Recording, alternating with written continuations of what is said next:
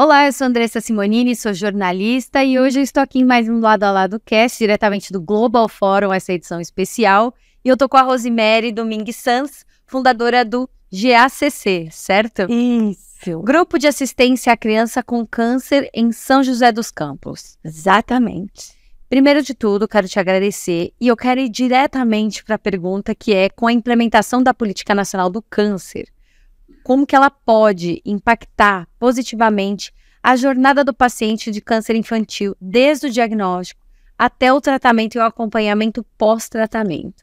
O que está sendo muito maravilhoso na política é justamente essa iniciativa de conhecer de perto as necessidades de cada UNACOM e de cada CACOM e de olhar, inclusive, para as diferenças. Então, estarmos aqui participando do fórum, poder falar sobre um hospital que é exclusivo de oncologia pediátrica, que está numa cidade do interior, né? Isso já mostra o quão inédito está sendo o trabalho. E como o trabalho ele está sendo muito detalhado no sentido de trazer todas as informações organizadas, de buscar a organização em rede, de buscar as soluções através de protocolos, através de implementações que sejam embasadas e também sustentadas por um financiamento adequado. Então, assim, com certeza essa política vai vir para ser um marco, né, na diferença de acesso ao cuidado do paciente oncológico infanto-juvenil e principalmente o cuidado que ele precisa, diminuindo a carga que as instituições hoje têm. Hoje, o câncer infanto-juvenil ele representa a primeira causa de morte por doença no Brasil de crianças e jovens de 1 a 19 anos. E as instituições fazem um esforço enorme para conseguir oferecer o diagnóstico de ponta, oferecer os tratamentos. Mesmo os que estão incorporados, eles chegam primeiro para o adulto e vão depois para as crianças. Até a imunoterapia está sendo um exemplo disso.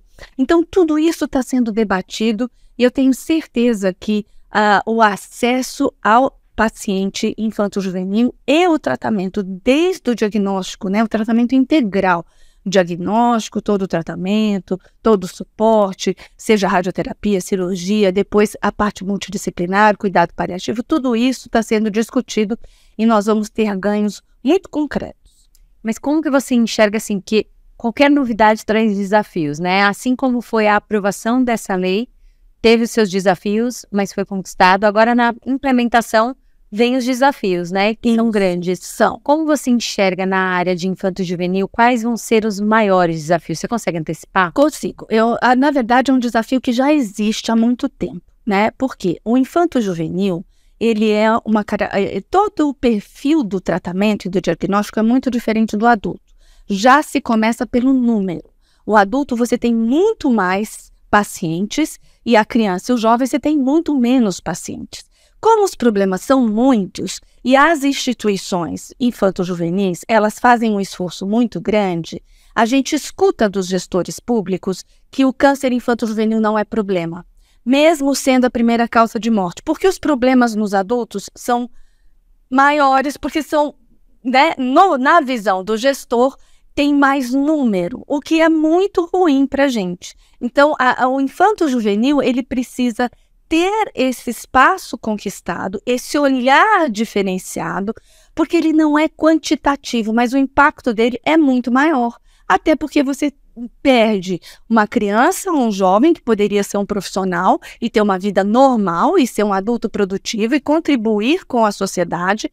Muitos deles passam a ser um peso para a sociedade, porque acabam tendo mutilações e tendo sequelas, por estar um tratamento que não foi adequado e que não foi feito no tempo correto ou em centros de referências corretos.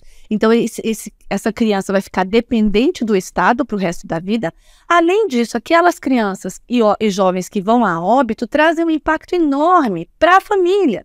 A gente sabe que tem mães que ficam deprimidas, a gente sabe que tem pais que passam a ser alcoólatras, irmãos que entram na droga.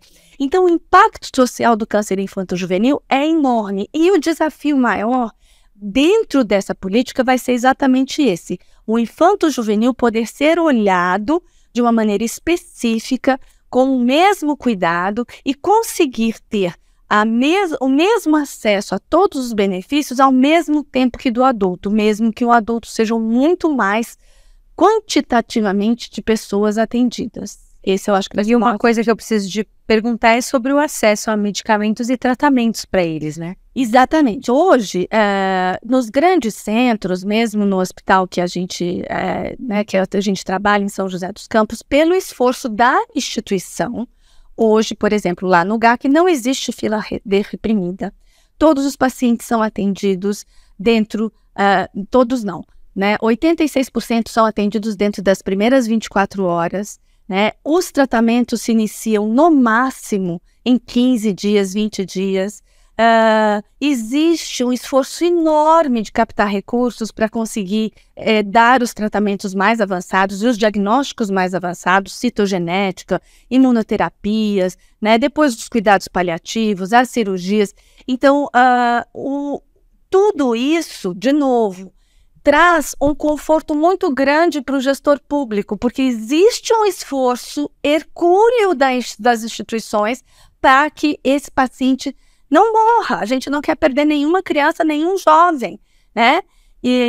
Então, hoje, esse acesso, ele é feito, mas esse esforço, ele está chegando no limite. As instituições não estão conseguindo mais captar tanto recurso quanto a incorporação tecnológica exige e quanto os custos que vão aumentando todo ano. Então, realmente, a gente precisa pensar em garantir o que é feito hoje.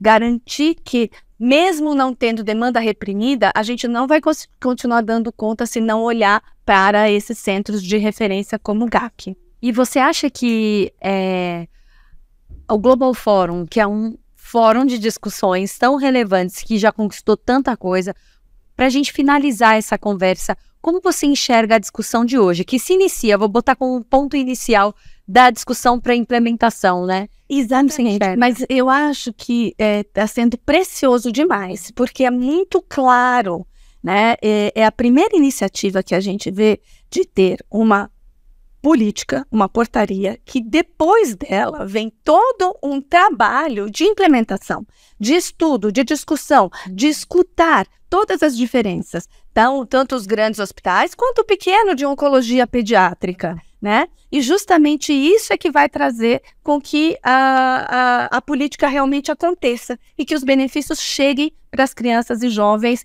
né? Realmente façam com que menos crianças e menos jovens morram todos os anos no Brasil e a gente tenha índices maiores de cura. Isso aqui foi só um pouquinho do resumo ainda, do que a doutora Rosemary vai falar agora no painel que vai acontecer aqui em Brasília. Muito obrigada pela sua participação. Eu que agradeço. E até a próxima, Lado a Lado Cast.